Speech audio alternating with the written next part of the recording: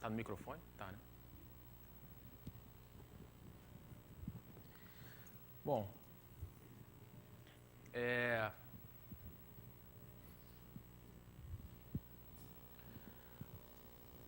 como eu falei ontem, geometria simplética não tem variantes locais. Toda variedade simplética é a mesma, localmente.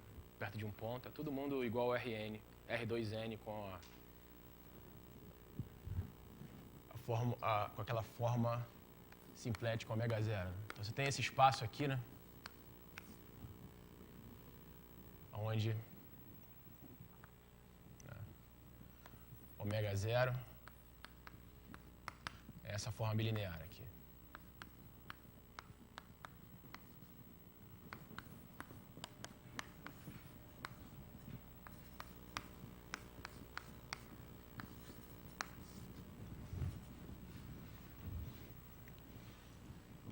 E, bom, todo mundo localmente, toda variedade simplética localmente é essa daí.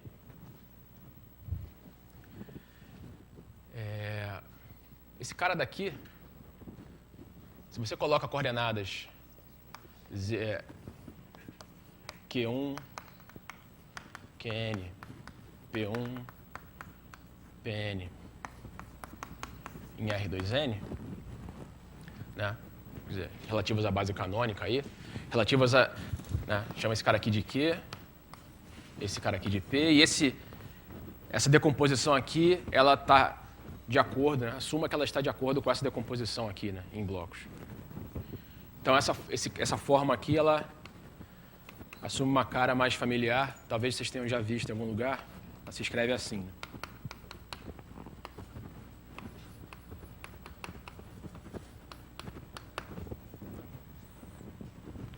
É o famoso dQdP. Então, localmente, todo mundo é igual a esse espaço simplético. E a pergunta é como extrair invariantes de uma variedade simplética. Então, essa história de extrair invariantes é uma coisa que é absolutamente comum a quase todos os ramos da matemática, né? Você, como matemático, ou uma espécie de cientista das ideias, né? Você está lá querendo classificar os objetos que você está estudando. Né? E quando você vai classificar alguma coisa, é importante você começar a distinguir características daquele tipo de coisa que você está estudando. Por exemplo, se você é um biólogo, sei lá, talvez não nesse século, mas no século passado, você está lá na Amazônia e você descobre um inseto novo e você vai olhar para as características daquele inseto para saber se esse inseto está na família A, na família B, não é isso? Vai olhar lá para uma articulação do inseto, vai olhar lá para um sistema respiratório do inseto, quantas antenas tem, sei lá. Então, a mesma coisa. Aqui a gente está...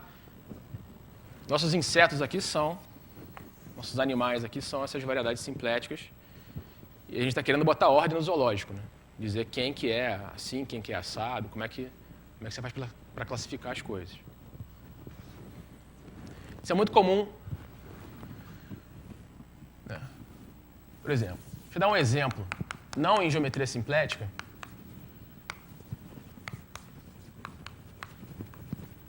em topologia. Então, em topologia, você está lá preocupado em classificar, né, espaços munidos de uma topologia. E aí, associado... Né, então, a ideia é a mesma. Você quer classificar, você quer extrair características desses espaços. Então,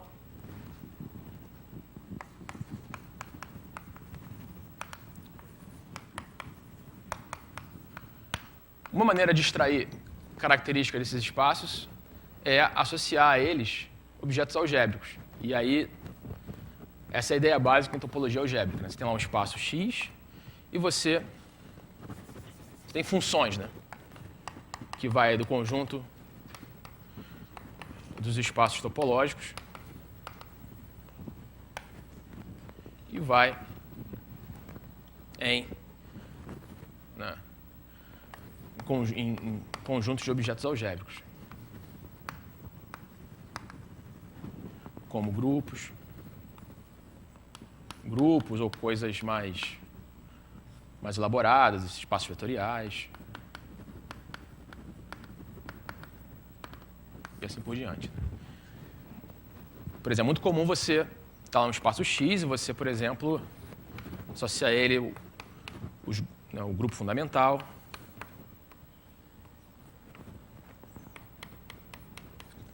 você associa a ele os grupos de homologia, por exemplo, singular.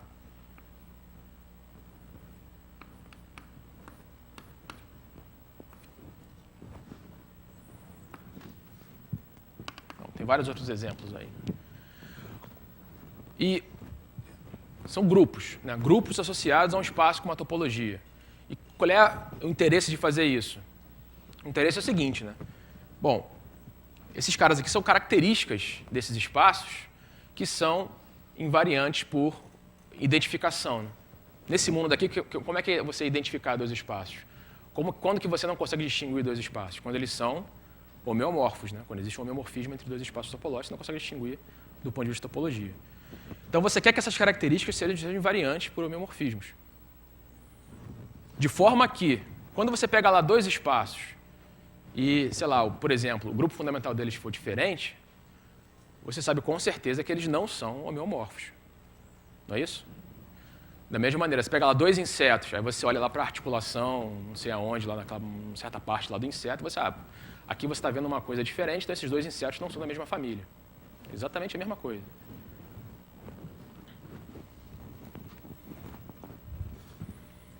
Então,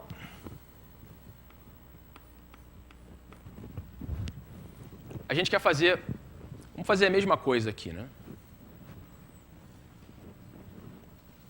Ou fazer uma coisa parecida. Então, deixa eu dar uma versão. Deixa eu lembrar para vocês o que é homologia. Não. Mas eu vou dar uma descrição da homologia que é um pouco diferente. Né? Homologia de uma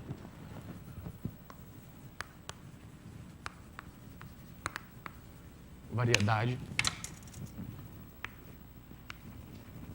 compacta sem borda. Aqui você pode trabalhar com coisas muito gerais, como espaço topológico, mas você pode se restringir a classes mais comportadas, menos selvagens. Né? Por exemplo, você podia estar interessado em estudar variedades diferenciáveis, enfim. Podia, né? Não ser tão ambicioso sem querer entender tudo, entender só alguns desses espaços topológicos. Então,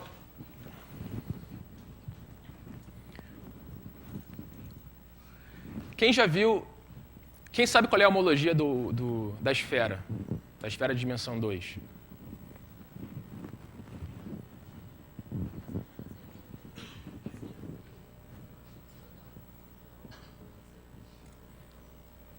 Isso aí. Então, por exemplo, aqui você tem a esfera.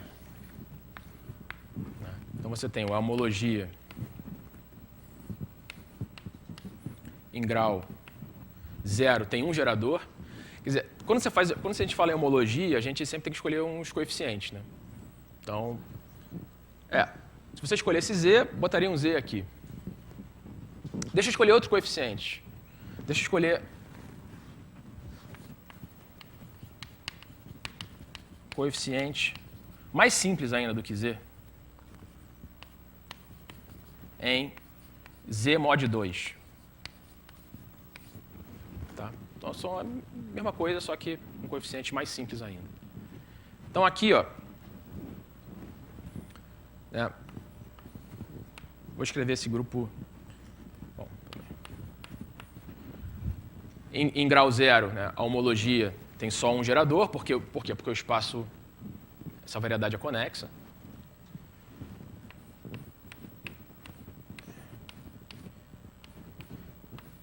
Em grau 1, não tem nenhum gerador. Por quê? Porque nessa variedade aqui, Bom, essa variedade aqui é simplesmente conexa. Né? Todos os loops são contratos. Isso não é exatamente a mesma coisa que dizer que a homologia em grau 1 é zero, mas existem teoremas que dizem que uma coisa implica a outra. Pelo menos aqui em S2.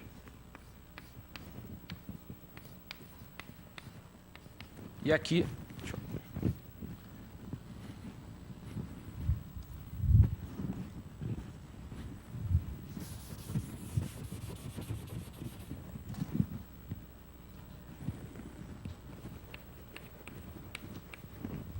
Em grau 2 você tem mais um gerador, por quê? Porque a própria esfera em si, você pode pensar que é uma superfície que não é bordo de ninguém dentro da esfera. Né?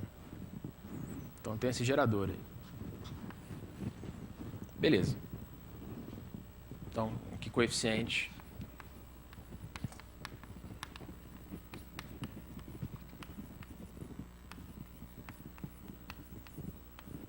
Tá. E essa informação algébrica aqui, ela independe. Qualquer espaço que for homeomorfo a essa esfera redondinha aqui vai ter as mesmas características. Beleza. Então, deixa eu dar uma descrição variacional. Né? Porque o que a gente está fazendo no curso inteiro? A gente está olhando para princípios variacionais, não é isso? Então, a gente está entendendo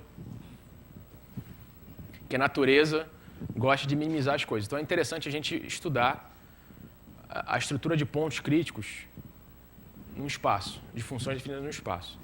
Então, deixa eu desenhar outra esferinha, a mesma homeomorfa, a mesma esfera que a gente tinha desenhado antes, mas uma esfera assim com formato de coração. Tá? Pensa aqui que é o eixo Z. Aqui você tem um eixo como se fosse a altura. Tá? E nessa esfera daqui, então de novo, né, isso aqui é uma coisa, é uma esfera, né? É um feijão assim. E aqui você tem a função. Aqui você tem a tua cópia de S2. E aqui você tem a função H. Altura. Tá? Figura lá em R3, mesmo. Pensa que isso aqui é o eixo Z. Né? Então, olha só, a função que a gente está considerando é justamente a função projeção, sei lá, no eixo Z. Função altura. Só que você está restringindo essa função à esfera. Né? O gradiente da função altura, como é que é? No vetor é 3, né? O vetor aí no eixo Z. Então, quando você restringe a essa função à esfera, né, o gradiente ele vai ser exatamente a projeção. Né? Você pensa que em cima dos pontos da esfera, você pensa lá, bota lá o E3, né, o vetor gradiente da função altura. Agora, em cada ponto, você vai e projeta no espaço tangente, projeta ortogonalmente. Isso vai ser o gradiente da restrição da função altura à esfera, um campo de tangente na esfera. Beleza? Se você quiser resolver, se está lá no R3, se você quiser resolver o fluxo do gradiente da função altura, você vai só andar para cima, né? Mas se você tem um vínculo aí, né, você diz assim, quero ficar na esfera, aí você vai andar tangente à esfera, né, de maneira tangente a que campo? Ao campo que é a projeção do vetor E3 no espaço tangente em cada ponto da esfera. É um campo de vetores na esfera. Então, vou pensar o meu H definido em S2. Tá? E aí, você tem essa métrica aqui que vem do R3 e você tem o gradiente de H. Estou pensando ele já em S2, né? A projeção do gradiente no espaço tangente de S2. Então, deixa eu desenhar aqui as linhas de fluxo desse cara. Você tem alguns pontos críticos aí. Dá para ver mais ou menos que tem um ponto crítico aqui de mínimo, né? E tem esse ponto de sela, onde o feijão faz assim, né? O cara pode sentar aqui em cima do cavalo, né? Tem um ponto aqui de máximo local. Esse aqui é máximo global, né? Esse aqui está um pouquinho em cima desse. E esse aqui é um outro ponto de máximo local ali. Deixa eu dar nome aqui aos bois. Chama esse cara aqui de A, B, C e D. Então você tem... Como é que são as linhas de fluxo? Como se fosse assim, né? Você joga uma gotinha de água ali, ela vai seguindo as linhas do fluxo gradiente, da altura. Então você tem aqui, ó, Pensa aqui, ó, vamos pensar aqui, né? Desenhar aqui, vamos estudar esse campo, né? Campo antigradiente. A gente quer diminuir a altura. Então aqui, ó, esse cara é um ponto de máximo local, então tem todo um disco de dimensão 2 de trajetórias que saem dele, né? A variedade instável dele em relação, né? A menos o gradiente da função altura. É tudo uma coisa de dimensão 2, é um disco. Tem várias trajetórias saindo aqui. Certo? E a maioria delas vem até aqui, ó. Vem caindo até chegar nesse ponto de mínimo. Concorda? Lá por trás também, né? Só que você tem uma trajetória aqui meio que especial, que é aquela gotinha de água que dá o azar de não ir até lá embaixo, mas ela morre aqui assim, né? Essa trajetória é capturada, é obviamente uma trajetória na variedade instável, né? Coisas que estão se afastando de B, e que por acaso foi capturada pela variedade estável de C, né? Uma coisa que sai de B e morre em C. Beleza? Tem lá aquela gotinha d'água que se você... Só tem uma, né, trajetória, que sai do B e vai para o C. Pois é, aí tem, exatamente. Então tem uma outra trajetória, mas aí não é mais uma trajetória que vem lá de B, é uma trajetória que sai de C. Vamos pensar assim, uma coisa ideal, né? Tem esses pontos críticos são onde você bota uma gotinha de água, ela fica parada. Não tem velocidade lá. Tem uma outra trajetória aqui meio que especial, né? Que sai do C e vai para o D. E todas as outras trajetórias, elas vêm fazendo isso, né? Elas vêm meio que se quebrando aqui, né? É meio que... E lá atrás também, né? Lá atrás você tem uma outra trajetória, lá por trás, que sai do C e vai lá para o D. E lá por trás também você tem um monte de trajetórias lá, né? Que vão se quebrando aqui nessa trajetória quebrada, que vai do B para o C, e daqui você pode ir por trás ou pela frente, concorda? Tá clara essa figura, gente? Pensa assim, gotinhas de água caindo. Mesma coisa desse lado, né? Aqui você tem essa trajetória rígida aqui, do A para o C, e você tem várias trajetórias aí, tem um conjunto aí rico de trajetórias, né? Que saem do A e vão para o D. Então vamos pensar o seguinte, né? Vamos criar um espaço vetorial, vamos criar 3 espaços vetoriais, né? sobre esse corpo aqui. Tá?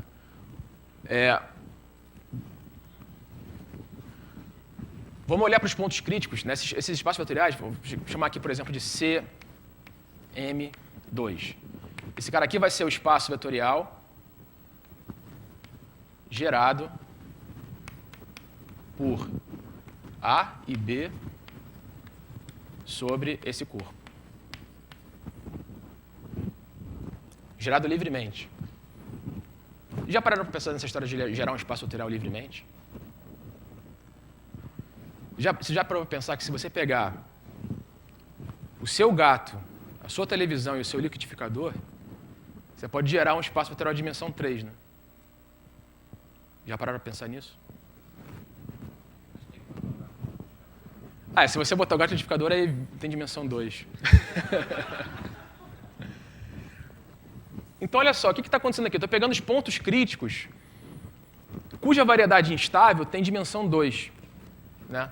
Porque, olha só, o D, a variedade instável do D tem dimensão 0, né? É só o pontinho D mesmo. Considera as trajetórias que vêm lá do passado do D. Não tem nenhuma, só essa que fica paradinha aqui. Dimensão 0 a variedade instável do D. Olha a variedade instável do C. Né? A variedade instável do C é esse intervalo que faz assim, né? Sobre a sela do cavalo. Né? São os pontos que vêm lá do passado do C. Então tem dimensão 1, concorda? E a variedade instável do A e do B? A gente tem dimensão 2, né? Esse disco aqui, né? Esse disco aqui. Né? A variedade instável do B é esse disco aqui, né? Por exemplo.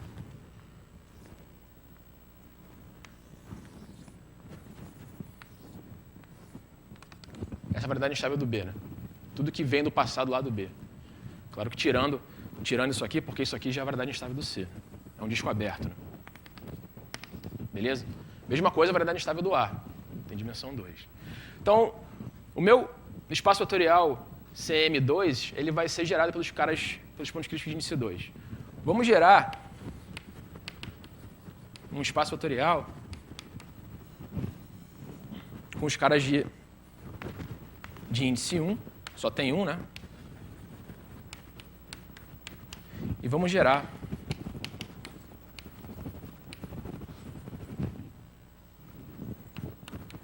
os caras, não, um espaço fatorial com os pontos críticos de índice 0. Tá lá. Beleza? Agora vamos definir uma diferencial. Né? O que a gente quer fazer? A gente quer inventar uma homologia. Tá? Então o que você precisa fazer para inventar uma homologia? Você tem que ter um operador de bordo. Né? Tem que ter um operador de bordo que pega aí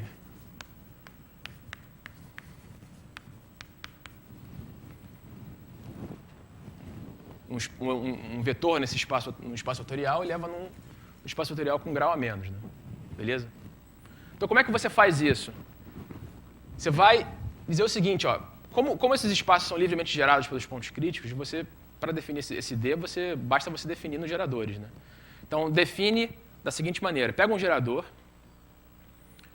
e o D dele vai ser a contagem de pontos críticos cuja dimensão da variedade estável é 1 a menos, né, com grau a menos, de forma que você conte quantas trajetórias rígidas chegam lá.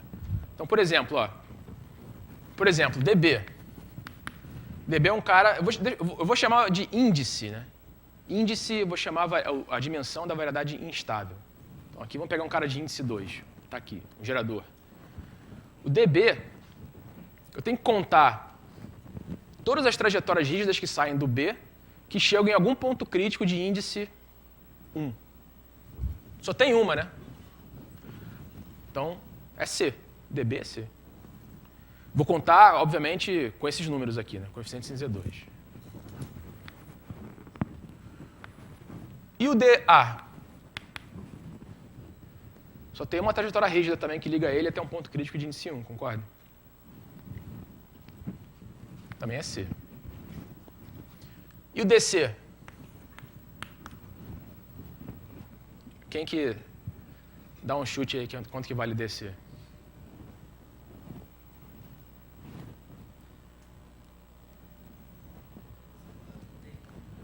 Vai ser... Tem um D e outro D, né? Só que tem que somar, né? Com coeficiente Z2, dá 0. Né? Dá D mais D. Tem esse rígido aqui, ó, mas tem outro rígido lá de lá, né? Então tem que contar 2 vezes. Só que coeficiente em Z2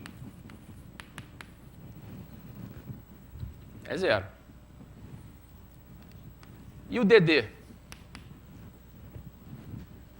O DD é 0, né? Não tem nada com grau a menos. Então você tem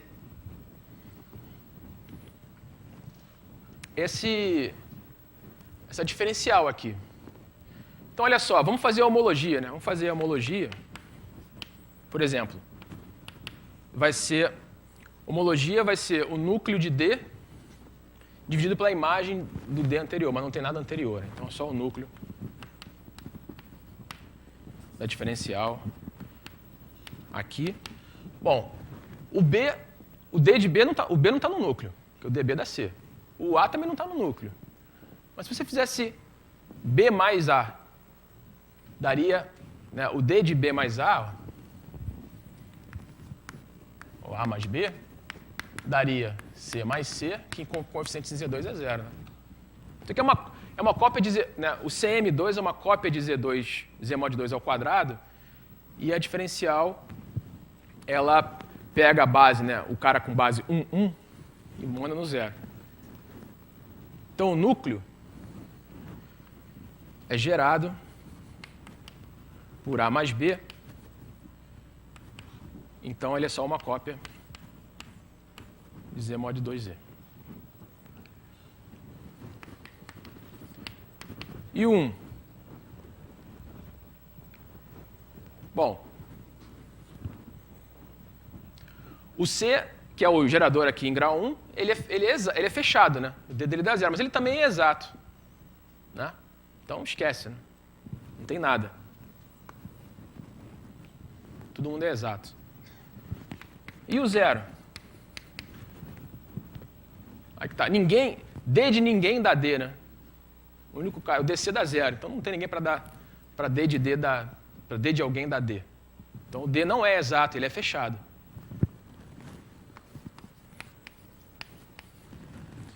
Então você vê que a gente recuperou aqui a homologia da esfera. Se você fizesse essa brincadeira com outras funções na esfera, você poderia fazer de novo a função altura, você poderia pegar a esfera assim, né? Aí você ia ter, você pode fazer isso em casa, né? Você pode, ponto crítico de índice 0, 1, 0, 1, 1, 2, 2 e 2. E você ia contar as trajetórias rígidas, você ia ter trajetórias rígidas assim, trajetórias rígidas assim, trajetórias rígidas lá do outro lado e tal. Você ia fazer a mesma coisa e ia dar de novo a homologia da esfera. Então o que está acontecendo aqui é o seguinte, né? Existe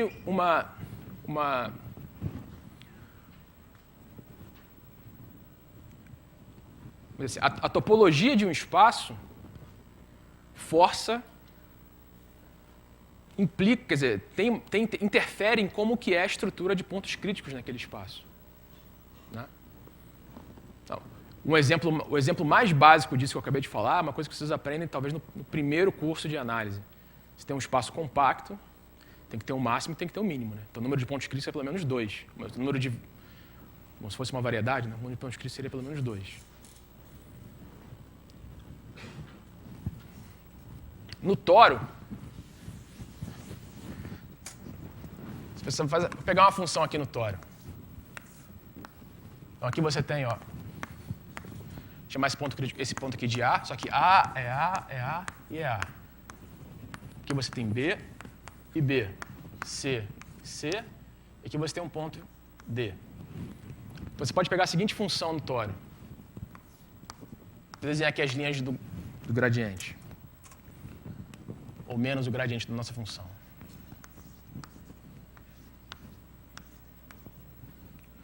Aqui, então, o A é um ponto de máximo.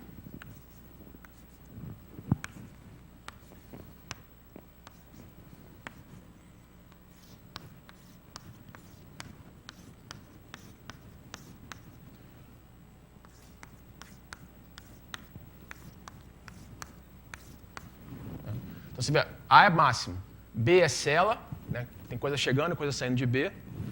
C também é cela. E D, as trajetórias rígidas eu vou botar em azul aqui. Então você tem trajetórias rígidas aqui.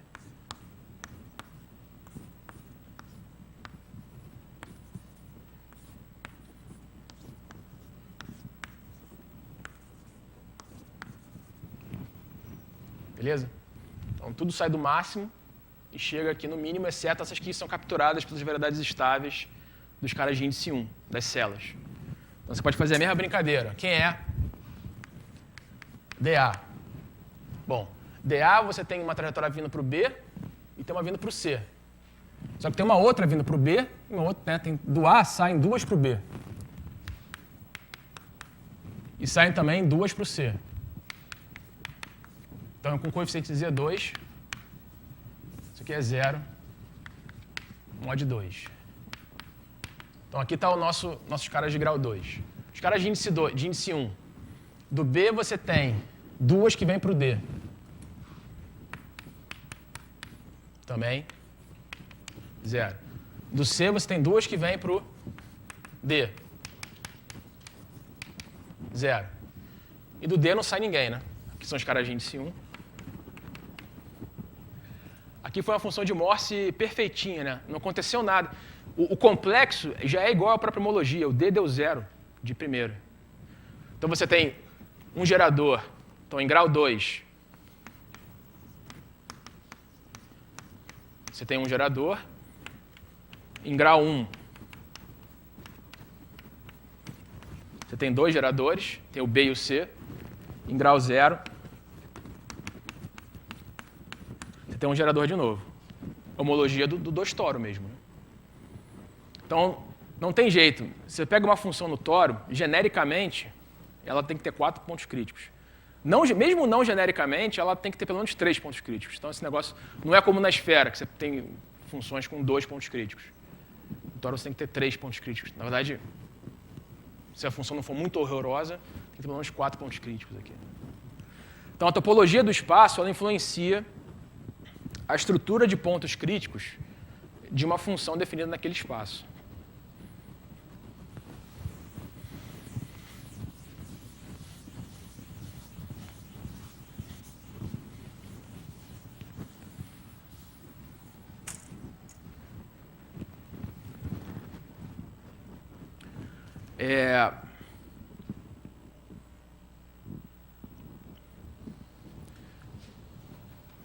Esse fenômeno, ele vai lá, já foi percebido no século, pelo menos no século XIX, pelo Poincaré. Então, e esse fenômeno, ele está extremamente relacionado com as origens da geometria simplética. Deixa eu anunciar para vocês o teorema de Poincaré-Birkhoff. Então, suponha que você tem aí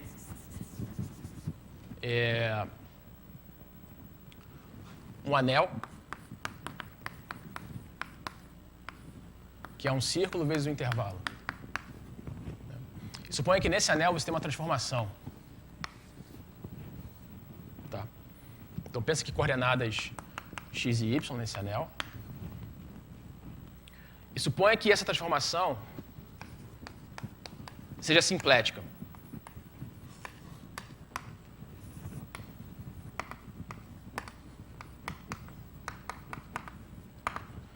Né? Ou seja, preserva a área aí, né?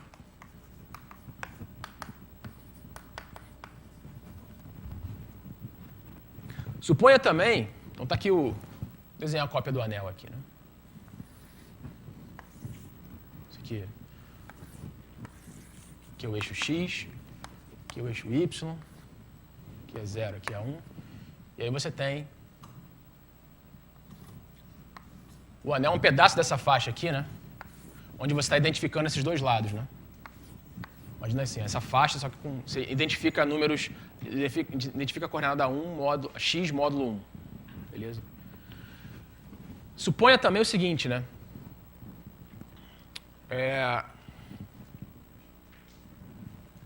Suponha também que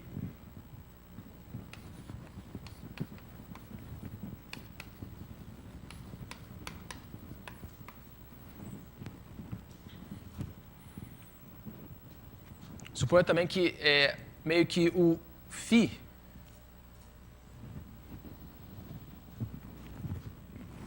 que você tem a faixa, que é o recobrimento universal do anel, né? Então, o φ, ele está aqui, né? Uma aplicação do anel para o anel. Você pode levantar essa aplicação do anel para o anel para uma aplicação na faixa. Então, suponha que, quando você levantou, a gente pode pensar que estava na faixa desde primeira, mas é uma função... Pode imaginar que é uma função na faixa, satisfazendo φ de x mais 1 y igual φ xy mais 1, 0. Quando você pega um ponto aqui, você anda ali para cá 1, a imagem do cara anda também. Então, suponha que, se você escrever aqui em coordenadas, sei lá, h de x, y, então assim, f de x, y e g de x, y, suponha que numa das componentes de borda do anel, o mapa chega os caras para lá. E na outra componente de borda do anel, o mapa chega os caras para cá. Meio que o mapa faz isso. E aqui ele vem para o lado de cá. Então, como é que você diz isso? Né? Você diz assim, ó, f de x, 0, aqui está os pontos x0, que você tem a coordenada x dele, é maior do que x. E g e f de x1 é menor do que x.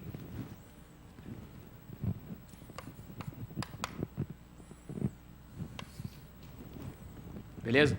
Então isso aqui está dizendo o seguinte, ó, é um mapa no anel que preserva a área, e o anel tem duas componentes de bordo, né?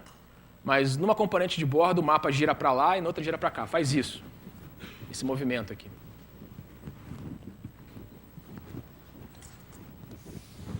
Então, suponha também que tem essa condição aqui, né?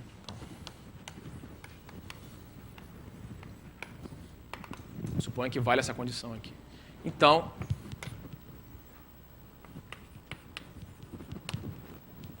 conclusão do teorema, então, φ tem dois pontos fixos. Teorema importantíssimo em geometria simplética, já com mais de 100 anos. Esse teorema ele é meio esquisito, né?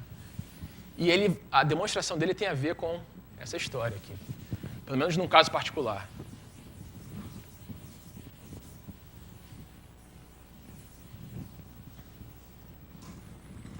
Como é que se demonstra esse teorema?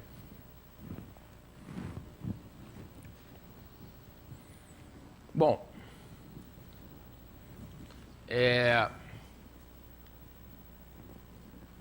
o lance é o seguinte, né? Então, a ideia aqui da demonstração.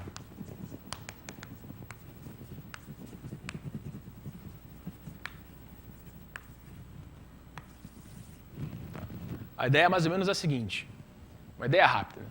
Então, fazendo uma hipótese extra, suponha que φ é C1 próximo da identidade.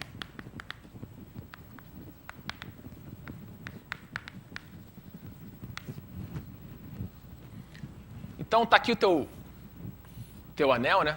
Está imaginando que é uma faixa com os pontos identificados quando você translada um. E você tem essa condição, né? Que o F vai para lá aqui e vai para cá ali. Então, você poderia assumir, né? Se você fizesse a média de F aí,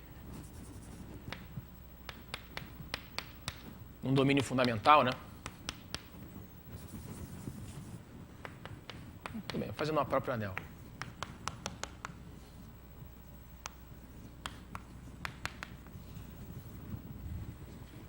Você poderia assumir que essa média, a média de F, na verdade a média de F menos X.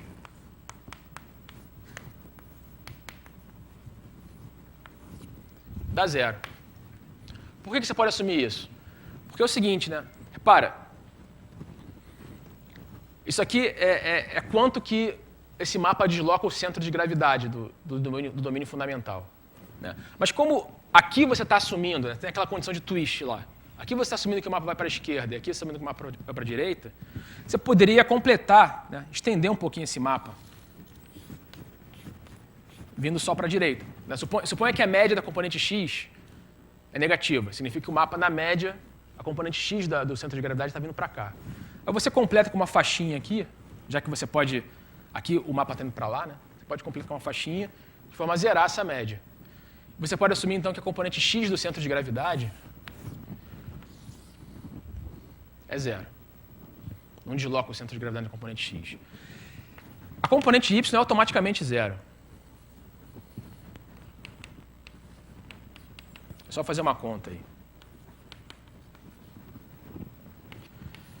Então, quando você tem um mapa com essas propriedades,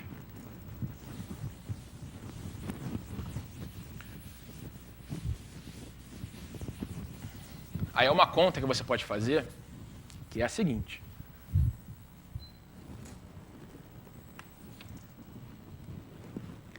Você pode considerar... Deixa eu dar nome aqui para os bois, né? Então, o mapa... Bom, já dei, na verdade, né? FG lá. Você pode considerar a seguinte forma. Você pode considerar f de xy menos x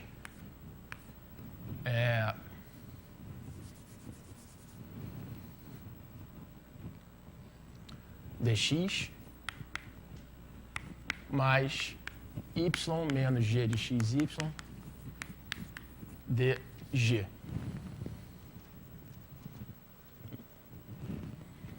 E o que acontece quando o mapa preserva a área. Né? Vamos calcular o dθ aí. Você vai ter fx menos 1. Quer dizer, aqui a derivada em relação a x some, né? Vai ficar fy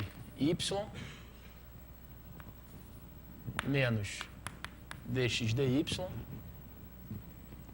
mais aqui você vai ter o quê?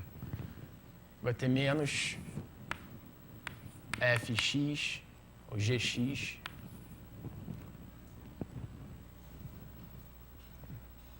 tem alguma coisa esquisita aqui.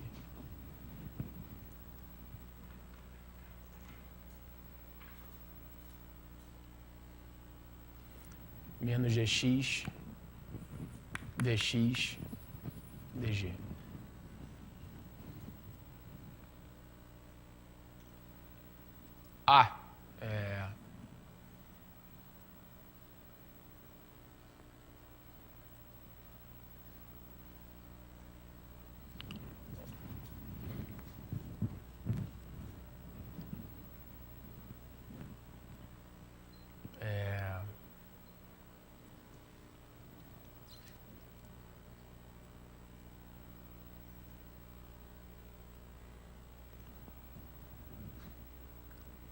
Bom. Mais simples do que isso. Aqui você vai ter um df de... Aqui está ao contrário. Aqui é df e aqui é dy. Então aqui vai ficar...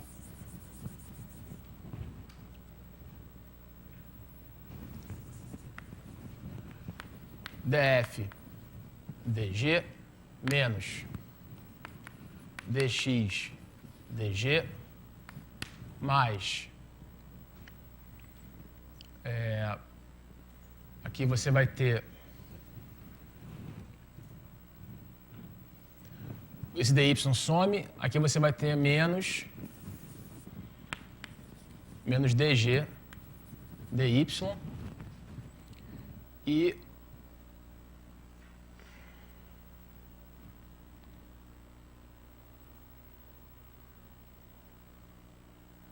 alguma coisa está esquisita. De novo.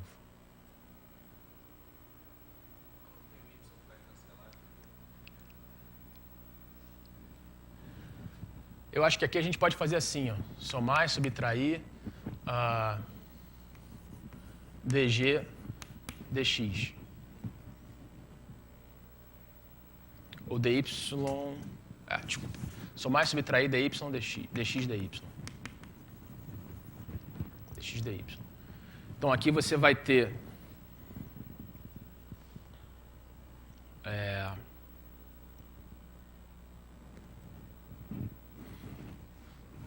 não, aqui é dx. Beleza. Acho que agora vai dar certo, hein? Vamos lá. df dg menos dx dg mais dy dx menos dg dx. Agora sim, né? Cancelou aqui, ó. Cancelou aqui. E aí você tem df dg menos dx dy, que dá zero. Por quê? Porque o mapa preserva a área, né? Isso aqui é esse pullback aqui. Então, essa onforma aqui, ela quer muito ser um gradiente de alguém. E, de fato, ela é o gradiente de alguém. Dá para provar que ela é o gradiente de alguém. Quando você faz a integral, é um anel, né? Como é que você decide se uma onforma é o gradiente de alguém, é a derivada de alguém ou não? Você tem que dar uma integrada nela assim, né? Ao longo do anel. Então, dá uma integrada nela assim, no bordo. Pensa no bordo aí, y igual a zero. No bordo y igual a zero,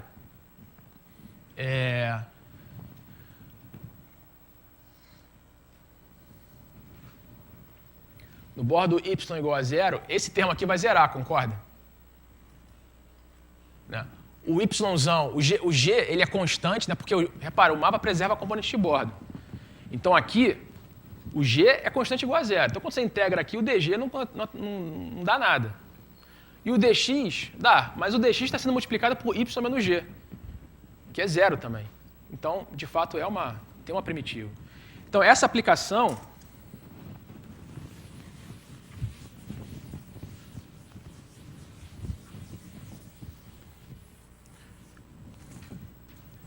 né? Essa teta, essa forma teta, ela é o DW, para algum W. O W definido no anel. Uma função aí no anel. Esse cara aqui é chamada função geratriz do mapa. Ela só existe, a gente só garante que ela existe porque a gente está supondo que a gente não está muito longe da identidade. Tá? Mas o teorema de não trivial perto da identidade também. Agora, essa função no anel, ela tem a seguinte propriedade, né? Aqui você tem o anel. Desenhar um anel assim, né? E o gráfico dela, né, o fato da componente x, é uma coisa que você pode provar. O fato da componente x do centro de massa não ter sido deslocado implica que essa função ela vale a mesma coisa nas duas componentes de bordo. É uma coisa que você pode provar. Então, imagina uma função no anel que vale a mesma coisa nas duas componentes de bordo. Né? Tem duas possibilidades. Então, essa função tem o máximo e tem o mínimo, não tem? O anel é compacto. Mas ela é constante e é a mesma constante nas duas componentes de bordo. Isso segue dessa propriedade aqui. Então, bicho, não tem jeito, né? Pega o máximo e pega o mínimo. Se essa função, né? Se essa função não é constante, por exemplo, então o mínimo está abaixo desse valor nas componentes de bordo. Então tem um ponto crítico no interior. Na verdade, tem que ter dois pontos críticos no interior. Concorda? Vai ter que ter lá, ó, desenha um gráfico aqui, em cima desse anel. Você vai ter uma hora, vai ter um mínimo lá e talvez uma outra hora vai ter um máximo aqui. Bom, pelo menos um ponto crítico é mole de ver, concorda? Porque é uma função no anel, que é a mesma constante nas duas componentes de bordo. Se ela não for totalmente constante igual a essa constante, o máximo ou o mínimo vai ser atingido no interior. Então tem pelo menos um ponto crítico no interior. O outro vai ter da onde, né? O outro vai ter, um ponto crítico que é fácil de ver, o outro vem de uma história parecida com essa.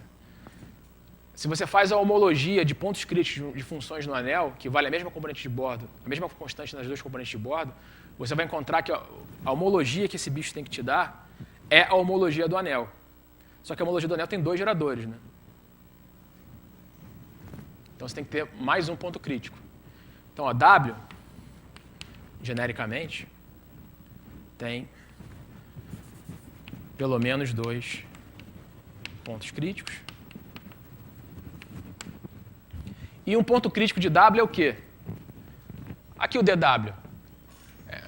Isso aqui é o θ é o DW, né? Imagina que o W se anulou, tem um ponto crítico, onde o DW dá zero, onde o θ dá zero. Mas como é que isso aqui pode dar zero? Só se o F foi igual a x, né? E o G foi igual a y. Então, pontos críticos da função geratriz são pontos fixos do mapa. E a gente demonstra o teorema, então, né? Tem dois pontos fixos lá.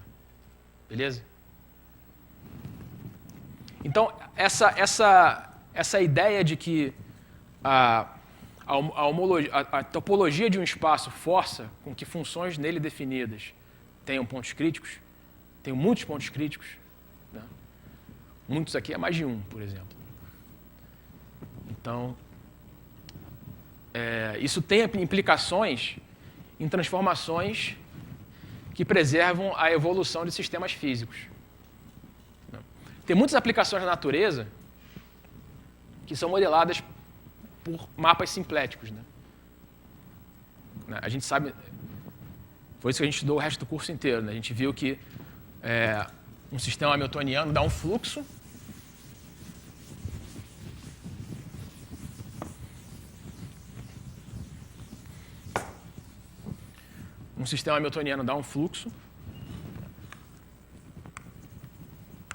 E esse fluxo é como que a natureza evolui, né? Então, isso aqui é um caso particular da seguinte situação, gente. É o seguinte, ó. Pensa aí M ômega, uma variedade simplética. Imagina que você tem aí um hamiltoniano, pode ser até um hamiltoniano tempo dependente. Então, para cada t, você tem a derivada da função ht, eu estou escrevendo assim, né? Esse tzinho aqui não é uma derivada, não, é a primeira coordenada aqui desse... É o parâmetro aqui, né? Então, a gente tem aí o nosso gradiente simplético, né? Esse gradiente simplexo dá um fluxo. Você pode resolver a seguinte EDO, né?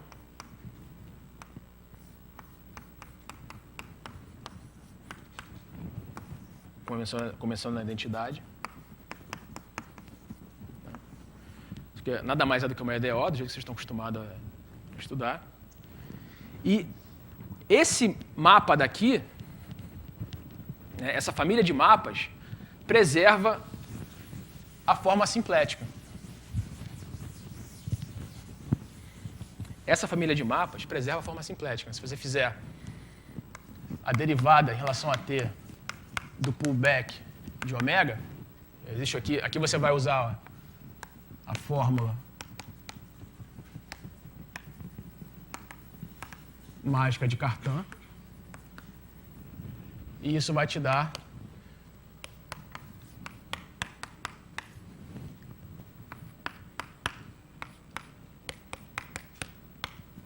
isso aqui.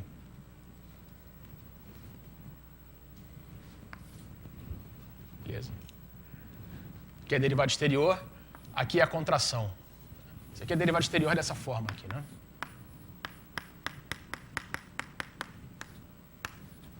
Essa forma daqui, a contração da forma simplética com o campo hamiltoniano, nada mais é do que o DH, né?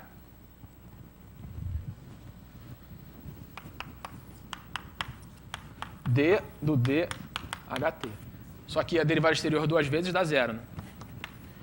Então, a forma simplética se mantém constante por essa família de difeomorfismos aí. E essa família de difeomorfismos é justamente aquela evolução do nosso sistema de fases de acordo com a natureza. A gente está justamente resolvendo as equações de Hamilton. Essas aqui são as equações de Hamilton escritas globalmente.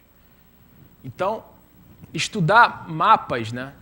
Estudar mapas de uma variedade simplética que preservam a forma simplética é a mesma coisa que estudar como é que a natureza evolui, certo? E é a generalização desse teorema aqui. Quer dizer, você está interessado em estudar generalizações de teoremas tipo esse. Por exemplo, a natureza evolui. Quantas órbitas periódicas você vê? Quantos pontos de repouso você vê? Eles são de que tipo? São estáveis? São instáveis? Pensa o sistema solar, por exemplo. Você pergunta assim, o sistema solar é instável ou é estável? Tomara que seja estável. Tem uma demonstração de que ele é mesmo. Isso foi um... Tem tudo uma história por trás desse problema.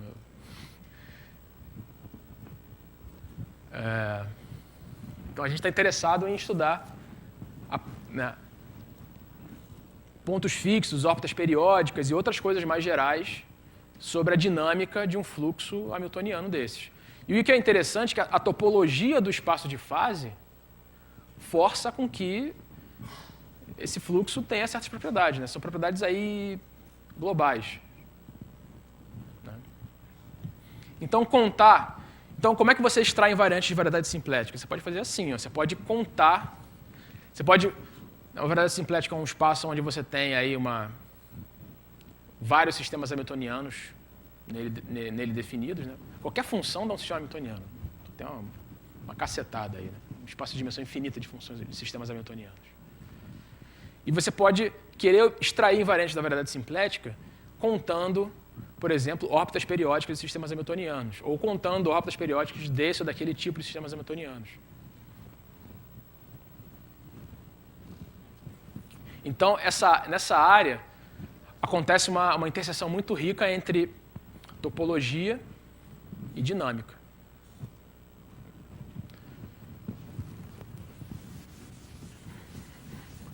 Só para terminar, comecei 5 minutos atrasado, vou tomar mais 5 minutos.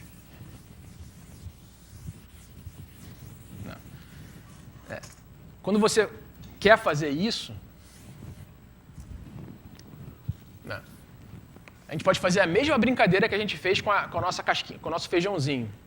Só que agora, o nosso feijãozinho, na verdade, tem dimensão infinita, que é o espaço de todas as trajetórias que você consegue imaginar na teoria da tua variedade simplética. E quem vai ser a função que a gente quer estudar? Qual é a função que era de interesse da gente desde segunda-feira até hoje? A função, o funcional de ação, né? Então, essa é uma maneira de extrair invariantes de variedade simplética. Você estudar a estrutura de pontos críticos do funcional de ação. Então, tá lá, né? Deixa eu escrever aqui o funcional de ação. Ele é o L. Mas o L, a gente viu o quê? Quem é L? Transformada de Fenchel, né?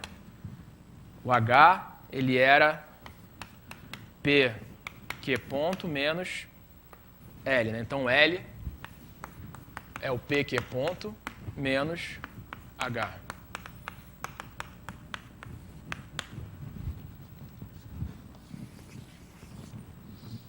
Então, a gente está aí no R2N, por exemplo, estudando com uma função H, um sistema que até tempo dependente, possivelmente, e a gente quer estudar a estrutura de pontos críticos desse cara daqui.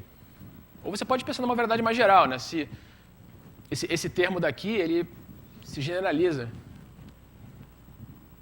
E você tem aí, então, uma função funcional de ação definido aí num espaço loops. Espaço de loops na tua variedade. Para cada curva fechada, loops fechados. Antes a gente não tinha porque estar com loops fechados, mas agora a gente pode se restringir a loops fechados. E aí, o fato é que os pontos críticos, o que a gente estudou, né? Qual foi o conteúdo da primeira aula, ou talvez da segunda?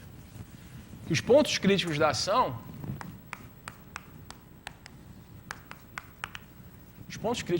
são soluções, né, de Euler-Lagrange, que são soluções das equações de Hamilton.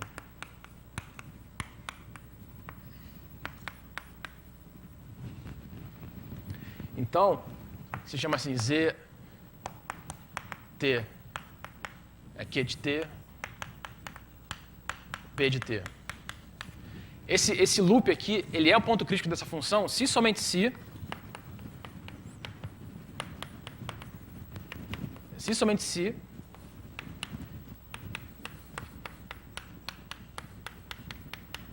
é a solução das equações de Hamilton.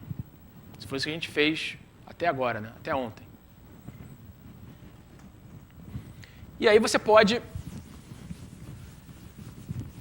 escrever, então, né, querer definir exatamente o mesmo tipo de homologia que a gente fez aqui no início da aula, né?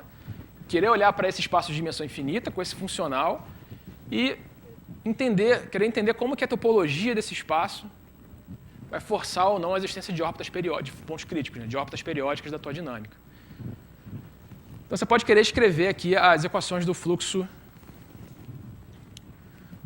gradiente, ou do fluxo antigradiente, nossa função A. Bom, não dá tempo de falar muito mais coisas, mas deixa eu escrever para vocês a equação do fluxo gradiente. Então, vamos pensar assim, ó, aplicações U,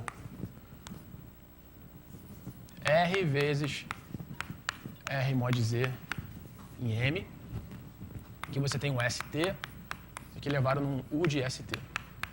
O que eu quero que vocês pensem ao olhar uma coisa dessa? Eu quero que vocês pensem o seguinte, é uma família, né, deixa o S rolar de menos infinito até mais infinito, primeira coordenada. Cada vez que você congela o S, você tem um loop, não é isso? O T rola aí, você tem um loop na tua variedade. Então isso aqui é o quê? É uma família é uma curva de loops, concorda? Você pode pensar assim, uma curva de loops. Então eu posso querer escrever, né? E o meu funcional de ação é justamente definido no espaço de loops. Então eu posso querer escrever a equação do gradiente, né? Do fluxo gradiente. Vai ter que ser uma equação sobre um objeto desse tipo aqui.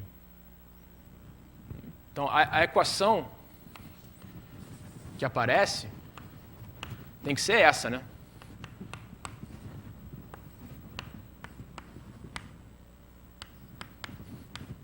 Concorda? É a equação aí do fluxo antigradiente. Agora, esse bicho daqui,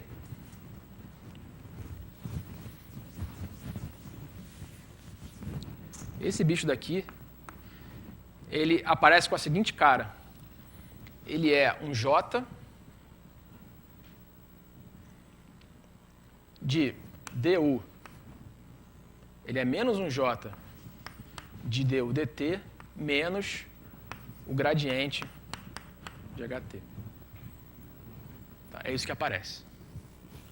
Então, olha só como é que fica a cara das equações do fluxo antigradiente.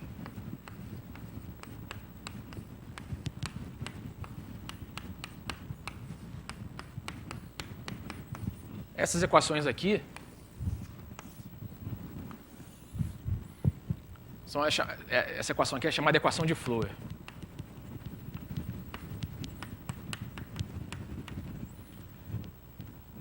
E aí você vê que geometria simplética agora intersecta com a teoria de equações diferenciais parciais elípticas. Porque isso aqui, ó, esse J é como se fosse a multiplicação por I, né? É o nosso J lá, nosso 0, I, menos I, 0. Então isso aqui, gente,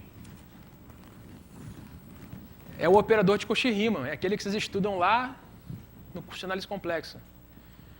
A equação antigradiente do funcional de ação é uma perturbação da equação elíptica dada exatamente pelo mesmo tipo de equação que vocês estudam em análise complexa.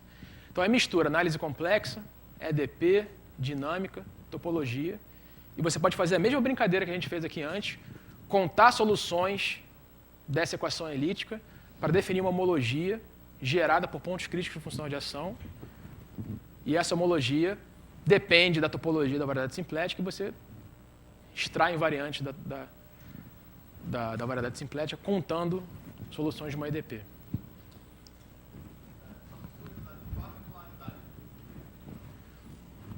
Não, aqui você vai ter... Aqui existe qualquer regularidade... Os teoremas clássicos de regularidade valem aqui, né? Se a U for C1, ela é sem infinito. Mas você estuda isso, essa formulação tem uma formulação clave? Não, aqui a gente estuda... Aqui a gente conta. Isso acontece muito em geometria, né? Por exemplo, você vê aí invariante de Seiberg-Witten, invariante de Gromov-Witten, invariante de... Você conta soluções de uma EDP. Aí que tá, né? Aí você tocou num ponto interessante, porque o procedimento é um procedimento muito comum em topologia diferencial, né? Você tem um problema, você quer contar soluções de uma EDP aqui. Aí você não sabe. Tem toda uma teoria que se a solução existia isso e aquilo, e não sei o quê. Você tem toda uma teoria bonitinha, mas possivelmente vazia. E o que você faz? Você pega um caso particular, onde você sabe contar, e deforma o teu problema. Você faz um cobordismo entre o problema que você quer estudar e o problema que você sabe resolver. Aqui é um caso muito particular, você tem todas as soluções explícitas e tal, e tal, e tal.